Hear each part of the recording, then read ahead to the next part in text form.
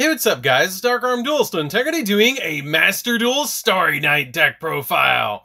So I'm really excited this for you guys because we finally got the rest of the Starry Night cards in the latest selection pack, which was just absolutely awesome to finally get those cards because this deck is super fun to be able to play. So without further ado guys, don't forget to like, comment, subscribe, hit the bell there so you can become part of Notification Squad, and definitely check out the Patreon down in the description below for all those awesome rewards, like in your name description every single video, getting a signed card sent in the mail, and even getting to request a deck profile every single month to our Patreon, along with test stands. So without further ado, let's get straight on into this.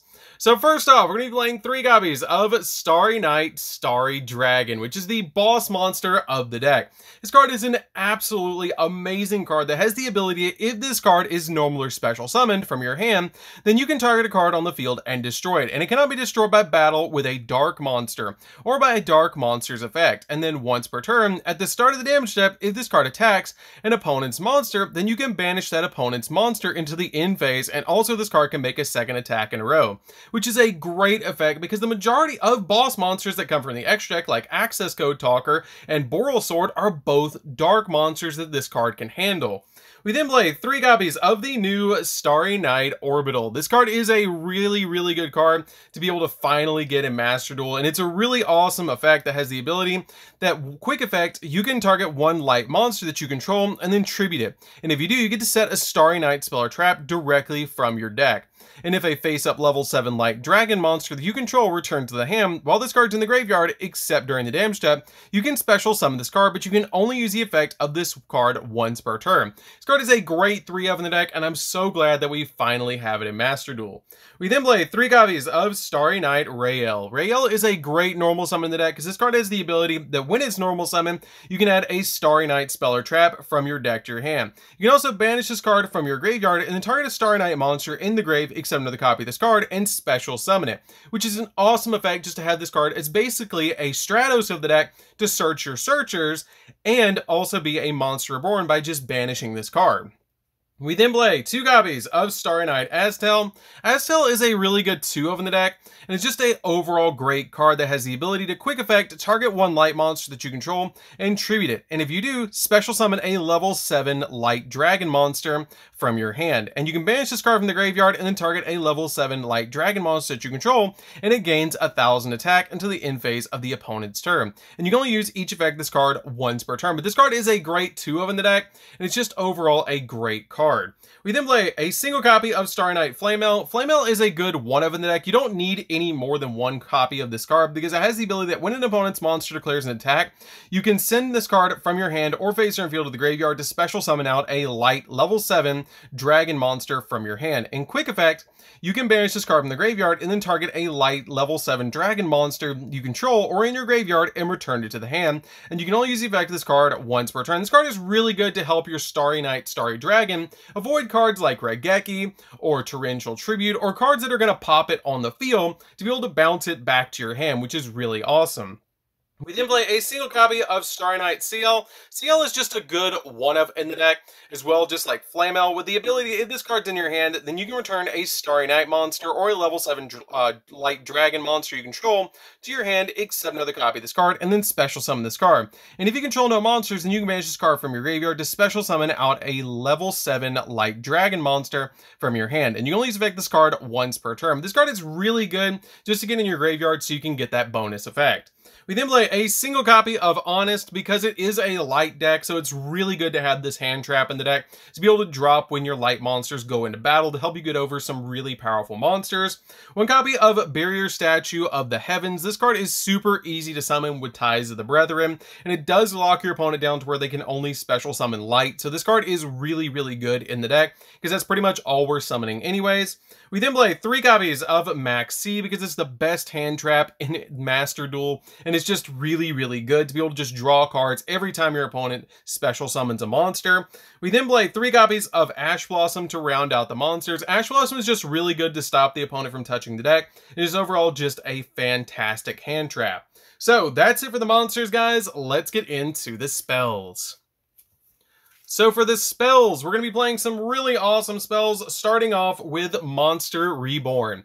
Monster Reborn is really good as an extender in the deck, especially since we're playing Starry Night, Starry Dragon, to be able to bring it back from the graveyard and put it on our side of the field super easy so we can use it for all sorts of different combos. We then play a single copy of Double or Nothing. Double or Nothing is really good in the deck to be able to make Utopia double because it is a light monster. To be able to then detach a material, search Double or Nothing, and make a Utopia on top of it. But the Utopia comes out at 5,000 attack points. You can then attack the opponent with the copy of Utopia, detach your material to negate the attack, as long as you're attacking into a monster, and then drop Double or Nothing to be able to swing again for 10,000 attack points. The really neat thing is if your opponent is at 8,000 life points and they have a monster in attack position that has 2,000 attack points, then you can go in for game with one attack. We can then play a single copy of Called by the Grave. Called by the Grave is a really good card in the deck to make sure that you don't get hand trapped while you're going for your combos.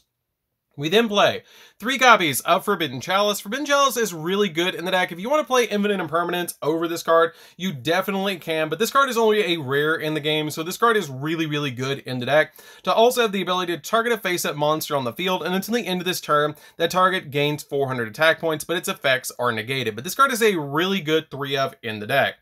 We then play 3 copies of Starry Night Balefire. Balefire is a really good card. The card you're actually going to normally be searching off your copy of Leal, with the ability to add a Starry Night monster or a level 7 light dragon monster from your deck to your hand. Then if you control no monsters and your opponent controls a dark monster, you can special summon out a light level 7 dragon monster from your hand, which is a really good effect to just be able to turbo that card out to your side of the field.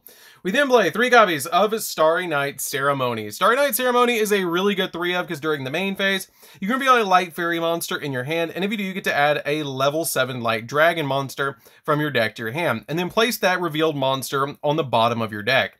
And if your opponent activates a card or effect, then you can special summon out a light level 7 dragon monster from your hand, and you can only use one effect of this card per turn and only once that turn. This card is really good to establish on your field, which is why we're playing it as a 3-of in the deck to be able to get out your copy of your Starry Night Starry Dragon really fast. We then play 3 copies of Ties of the Brethren.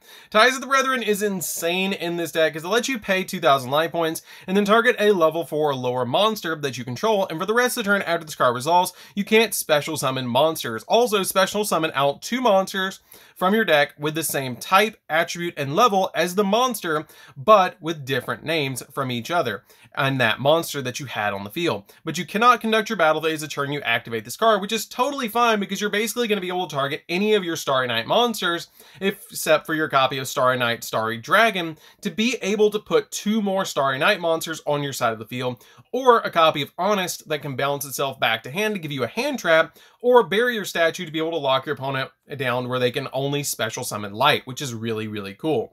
So that's it for the spells, guys. Let's get into the traps. So for the traps, we're going to be playing a single copy of Starry Night Blast. Starry Night Blast is just a 1-of to me in this build. It has the ability, when your opponent activates a card or effect, you return a level 7 light dragon monster that you control to your hand and negate that effect. And if you do, destroy that card. And you can only activate this card once per turn. I really wish this was a counter trap, which I say just about every time I profile this deck. But this card would have been so much better and would have been almost a 3-of in this deck if it was a counter trap. But since it's not, we just play it as a 1-of. We then play 3 copies of Starry Night Arrival. Arrival is great in the deck because it has the ability that during the main phase you can activate one of these effects to target a light level 7 dragon monster you control and return to the hand, or special summon a level 7 light dragon monster from your hand to your side of the field, which is a great thing to be able to get Starry Night Starry Dragon to your side of the field. So that's it for the main deck, guys. Let's get into the extra deck. So for the extra deck, we're going to be playing a single copy of Mech Knight Crusadia Avermax. This card is a really good light boss monster that we can actually make in this deck, and it's just a really powerhouse card that has the ability, just takes 2 monsters special from the extra deck to summon this card, and then while this Link Summon card is on the field, your opponent cannot target this card with card effects, and also their monsters cannot target monsters for attacks except for this one, which is a really good effect to protect some of your Starry Night monsters, because some of them have low attack points, and protect your copy of your their barrier statue of the heavens.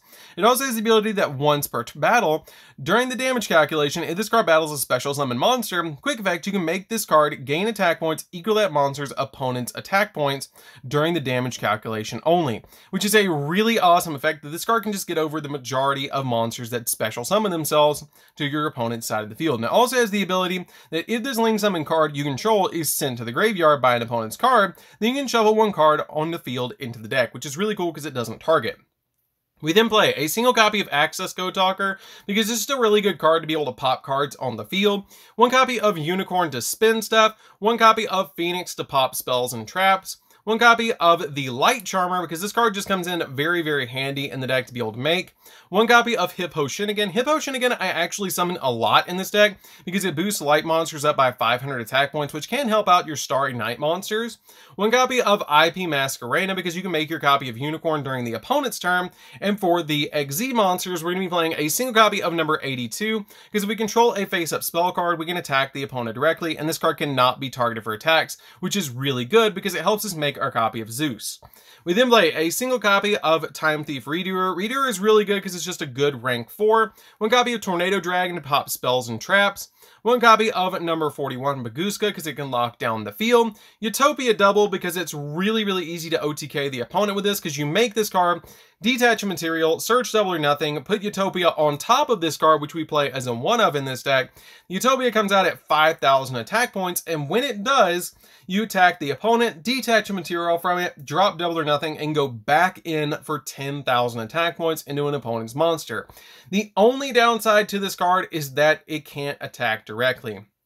We then play a single copy of Utopia the Lightning, just in case we draw into our copy of Double or Nothing, and finally, a AA Zeus to be able to board wipe the field. So, that's it for the deck, guys. I hope you did enjoy it. It's a super fun deck to be able to play. I'm super excited to be able to play around with this deck in Master Duel. It's just such a fun deck to be able to play with. I've loved it ever since it was released, and it's really amazing that we finally have all of the cards for this particular deck. So, anyways, guys, this is DarkArmedDuelist. Don't forget to like, comment, subscribe, hit the bell in there so you can become part of the notification squad, and we'll see you guys in the next video. See you later, guys.